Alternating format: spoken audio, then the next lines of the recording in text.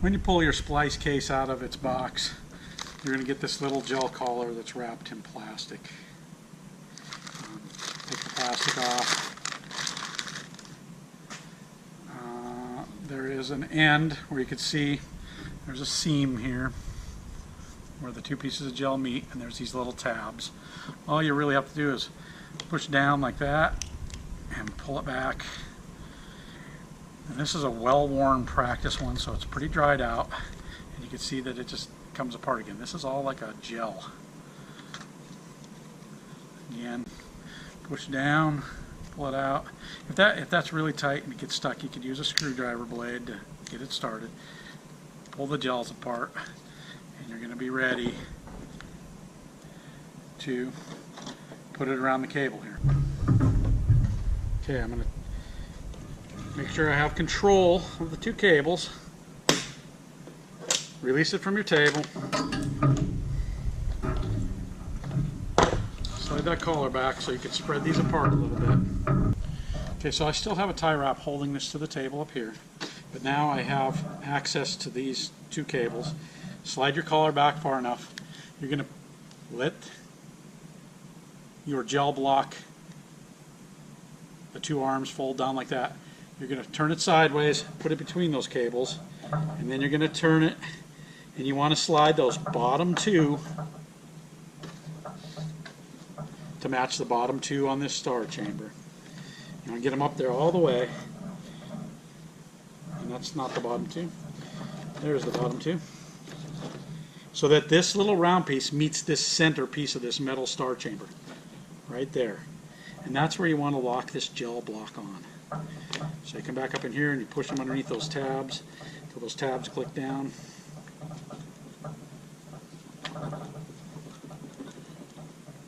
And there's a little pin and a hole. You have to line up in there and then click them down. And now that is where it needs to be. Okay. At this point is where you're going to move the collar up and connect it to this. Now I have to release that last tie wrap. And now I have control of the whole splice case. I'm going to pull this up here, make sure that rubber ring doesn't fall off. And on each piece, up here there's, trying to get a good view of this. Right here there's a little arrow, if you can see it. On your collar, you spin it, there's a little arrow on the outside here, right underneath my finger. Those line up with each other. Once you get them all to line up, little metal tabs, with these little plastic slots, and you're able to take these two springy arms and they click in on both sides.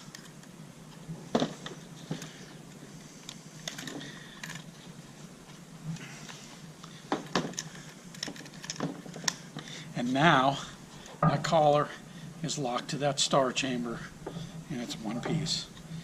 You're almost done. So make sure that this rubber O-ring is placed correctly on the outside of where it's supposed to seat. The easiest way to keep it in position is if you turn it up like this. I'm going to set it down real quick. I'm going to show you on the outside of the case. Here's another arrow right here that matches up with this arrow and this arrow. So your rubber O-ring is in place. You can slide this on top of it till it seats.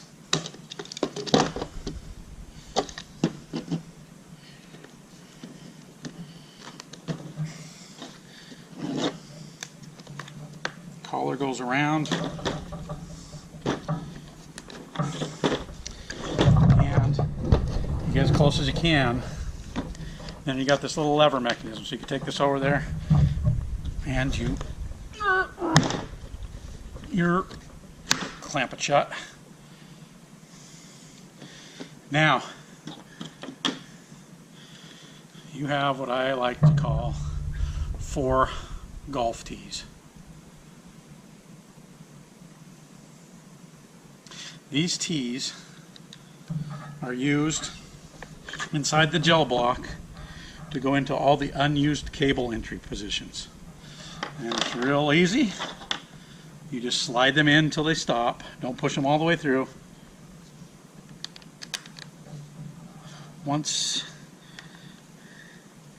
If you were to use a signal cable like on a permanent restoration where you're going to hook to your pedestal, you go to these 2 next to your fiber cable. In this case, you use all 4 of these.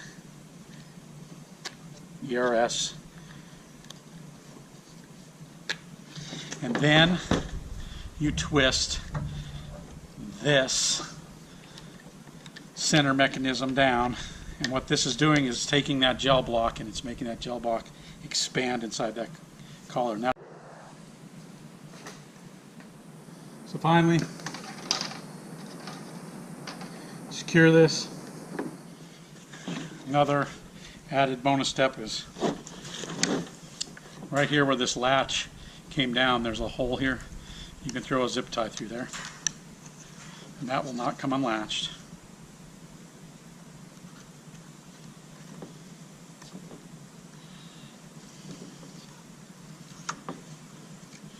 And cut it off. And to be really secure so that this doesn't spin back out, you can take a zip tie and put it around your cables, and it'll tie that spinning mechanism that expands the gel block to the cable so it can't be twisted loose ever again. I would recommend doing that after you do your test to make sure you have a good seal. So I will leave that undone right now. To test this case, on this end there is a air valve right here, Schrader air valve. You take it off, you pump this up with a hand pump. You're going to put in 5 psi, and then you would take soapy water, you would spray it on that Schrader valve, make sure you don't see any bubbles. Then you'd come to this end, you'd spray it all around this end to make sure you don't see any bubbles, and then most importantly you spray it in here where all these golf tees are and the cable entries are. Make sure there's no bubbles coming out of there. Then you know that the case is sealed. I'm going to tell you that of all these Tyco cases, I've never had one that did not seal. But I am not telling you to skip that pressure test. What you will find out in the pressure test is a lot of people get in a hurry and they're trying to get out of there because they've been out splicing all day. They want to get out of Dodge and go home. You go to put air in there and it won't seal. 9 times out of 10 you come down here and somebody forgot to put the golf tees in or forgot to twist that thing tight. So that's what the seal test will show you.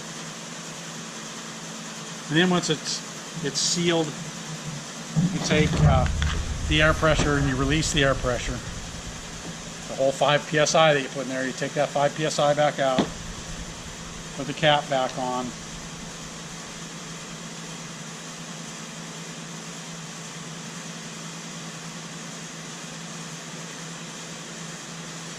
and then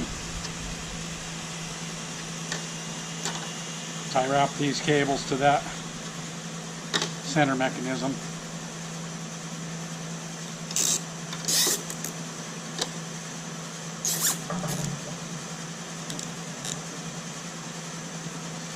And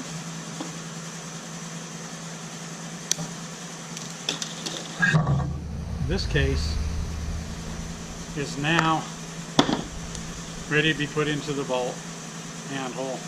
You can hand this off to your contractor and you're in a much better condition. It's much more durable than a pizza box. You can kick this thing around bury it. You could dig it up later and you could re-enter it. That gel will not harden, at least in the near term it won't. I don't know about long term.